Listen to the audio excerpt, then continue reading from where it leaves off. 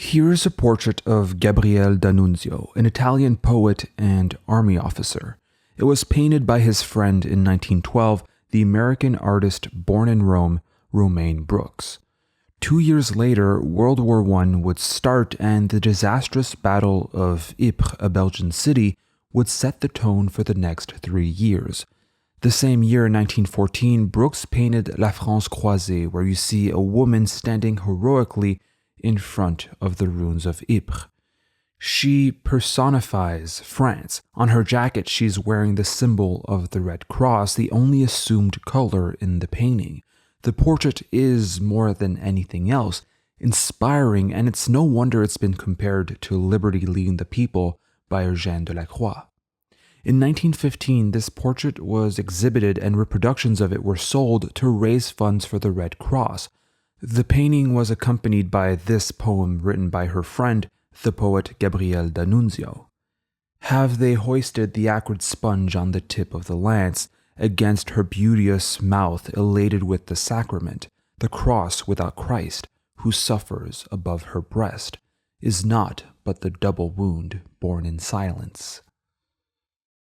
This work allowed Brooks to be awarded the Cross of the Legion of Honor in 1920, and it's one of her rare overtly political artworks. Oftentimes, she would paint portraits of aristocrats, the conservative elite she befriended, or very often as well, her lovers. La France Croisée is a portrait of Ida Rubinstein, a Russian dancer whom Brooks would paint again and again. And in case you wondered, Rubinstein was Brooks' lover. You see, she's depicted again in The Crossing, painted in 1911. This dreamlike proto-surrealist portrait depicts Ida seemingly dead. The eroticism or the attraction a viewer could feel from such a pose is undermined by the fact that the model is a corpse, its flesh being morbidly white. The traditionally sexy nude was now painted by a female artist, which, at the time, was a sacrilege. Women were already discouraged from painting, let alone painting female nudes. In the 1920s, the subjects of Brooks' paintings would turn to androgynous women. Between 1923 and 1924, she paints this portrait, provocatively titled Peter, a Young English Girl. It's a portrait of the artist Gluck, which I've already made a video about. In another portrait made in 1920, you see the musician Renata Borgatti, another of Brooks' lovers. Firstly, without the title telling us who this person is, it would be completely impossible to know the subject's gender. We might even assume, because of various reasons, that it's a man. Maybe we'd assume that they're a man because of the dark tones of the painting, assuming that perhaps women would choose to be more colorful. I'll go as far as saying that we'd assume that the subject is a man because the subject is performing, it's creating, it's acting. In art history and in other spheres as well, men act and women appear, as John Berger once said and deplored so succinctly. But here, Renata Borgatti is not there to appear. She's not there to be seen. She's acting. She's there not only to act, but to create. She's making music. She's actively cultivating her individuality. She's not designed for the male gaze and doesn't seem preoccupied by it. Romaine Brooks, born Béatrice Romaine Godard, was born in an absurdly wealthy family. Her father was quickly out of the picture when she was still a kid, and her mother was extremely abusive. She lived poorly between France and Italy until, in 1902, her mother died, an event from which she would inherit an incredibly large sum of money. The next year, she would marry her friend John Ellingham Brooks, who was also homosexual, but both kept fighting and the marriage ended within a year. She nonetheless kept his last name as she preferred it to the name she was born with. Romaine Brooks' life was tragic in many ways, from her family situation to some traumatic experience dealing with harassment and, let's face it, being queer at the beginning of the 20th century couldn't have been very easy.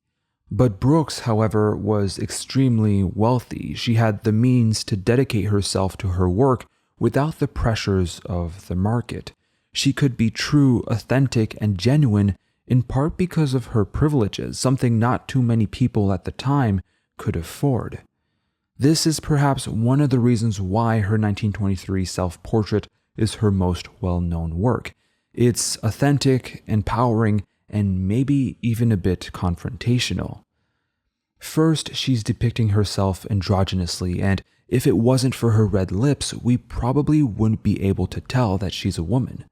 Almost every part of her body is covered, from her gloved hands all the way to her eyes, which hide into the shadow of her hat. And this detail, to me, is really what makes this portrait. It creates, alongside the monochromatic palette and the desolate background, a sense of mystery. Romaine Brooks, being the subject of this portrait, is being, by default, observed, but because her eyes are obscured, it can look like we, the viewer, are being observed. She's, in a way, switching the roles of the one who gazes. The subject can't really see who's looking at her, but through the mystery, we can't clearly see who we are looking at. The portrait is a standoff. We are feeling observed. I don't know how to conclude this video. I could tell you about Brooks' great contributions to feminist art, how she paved the path for later modern queer female artists, and all these things would be true and they're very important to remember, but there's something else I feel like we need to talk about. Remember the first portrait I showed you, the one of Gabriel D'Annunzio, Brooks' friend who wrote a poem for La France Quasimodo.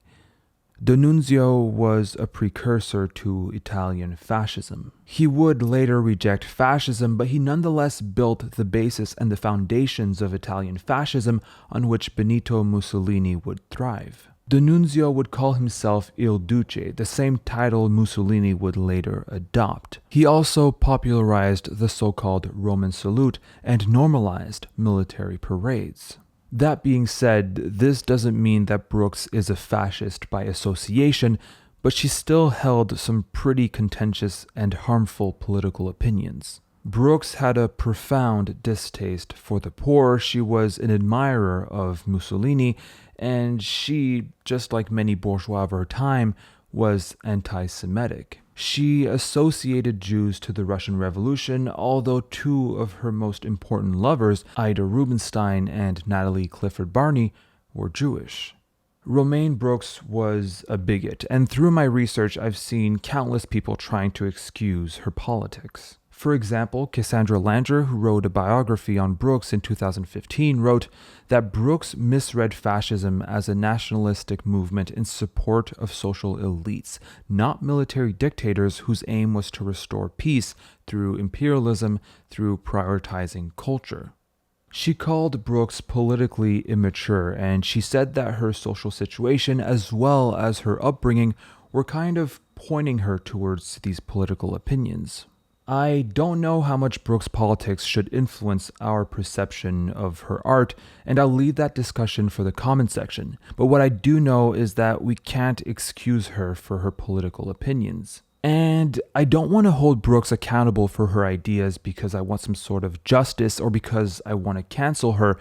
I want to hold her accountable for her ideas because not doing so would be extremely patronizing. Maybe she was indeed politically immature, but not taking her political opinions seriously because she didn't know what she was talking about is the same type of patronizing arguments used against women who fought for the right to vote. Any male artist who would have held these beliefs at the beginning of the 20th century would be today held accountable for having these opinions. Why not Brooks? Because she's a woman? Because she didn't really know what she was talking about? I don't feel like that's a feminist response. Anyhow, let me know what you think in the comments. Thank you for watching. Thank you for liking and subscribing if you have already. I'd like to thank especially You Design Alright, Kohler, and every other patron for supporting the channel. If you also want to become a patron and get one of these postcards, is the latest one I sent, check out patreon.com/thecanvas.